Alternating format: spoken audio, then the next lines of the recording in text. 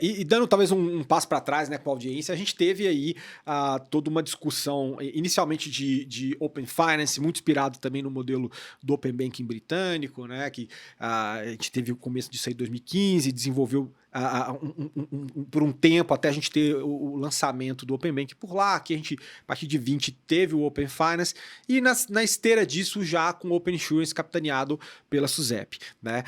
Mas quando teve o anúncio do Open Insurance, teve também o anúncio de uma figura que ia participar dentro do âmbito do Open Insurance, que era a SIS, na época, né? Que é a Sociedade Iniciadora de Serviço de Seguro, basicamente ali um iniciador, né, meio que fazendo um paralelo do que a gente tem do Account Information Service Provider no Reino Unido, né, e também do Payment Initiation Service Provider, né, o ISP e o PISP, meio que fazendo um pouco disso, fazendo agregação de dados, podendo fazer todas essas possibilidades, né. Mas aí no meio do caminho a gente acabou tendo, né, ao longo das discussões, como se avançou ali, né, em termos de discussão no conselho do Open Insurance e tudo mais, teve uma alteração disso para a chamada SPOC, né, que é a Sociedade Processadora de Ordem do Cliente, né. Então a pergunta principal é: como que se deu esse processo? O que era o SIS e até onde ele podia ir?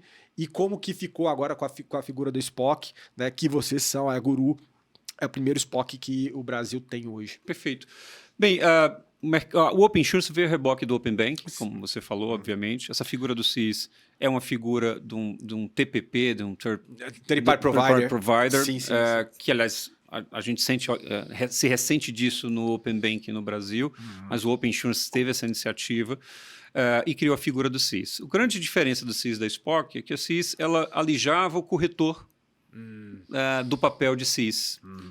E isso dentro de um contexto de desintermediação no governo anterior, e o mercado reagiu de forma muito contundente, de forma correta.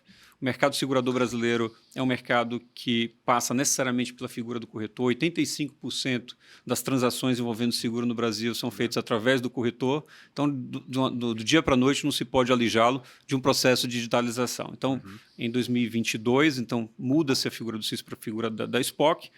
Continua tendo o mesmo objetivo. A SPOC é um intermediário, é um provedor, na verdade, um portal para um ambiente de OPIN. A norma veio trazer também a possibilidade da SPOC fazer contratos de parceria com corretores, ou seja, ela pode ser uma corretora, como a Guru SPOC é uma corretora também, mas é uma corretora que vai prover serviço para outras corretoras. Nós somos o modelo B2B2C.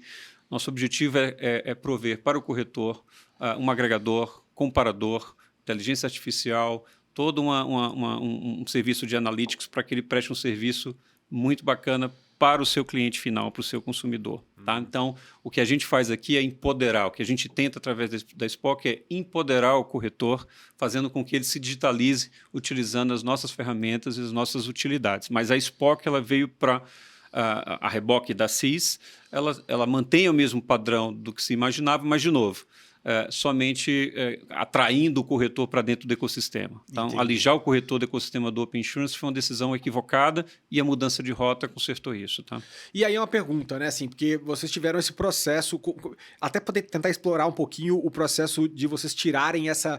É uma licença nova, né? Para ser SPOC. Exatamente. Como foi esse processo para poder tirar essa licença?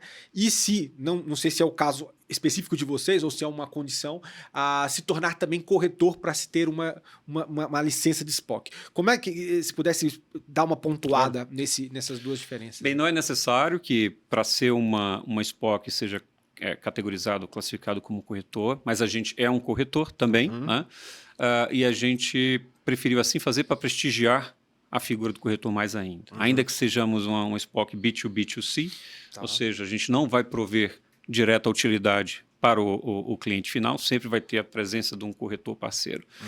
Bem, a constituição do SPOC ela é uma SA, ela tem um capital mínimo exigido na largada, um patrimônio líquido, né, de R$1 milhão, mas ela tem que manter sempre um padrão mínimo de patrimônio líquido, olhando para o histórico de transações. Tá?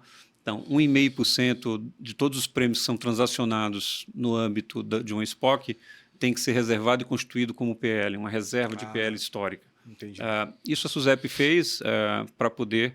Tem algum paralelo específico para falar? Não, absolutamente. Eu acho que a SUSEP é muito acostumada com os padrões de solvabilidade do mercado segurador, achou por bem criar também esse colchão, esse buffer, tendo em vista que, obviamente, a SPOC tem uma responsabilidade muito grande como elo dentro do Open Insurance, em termos de ataques cibernéticos, relação de consumo. Sim. Então, ter um patrimônio líquido que seja parrudo é importante para fazer frente às responsabilidades. Então, sim, a SPOC tem que ter, obviamente, uma série de controles internos e externos, à semelhança das seguradoras, né? Então, controle de lavagem de dinheiro, etc.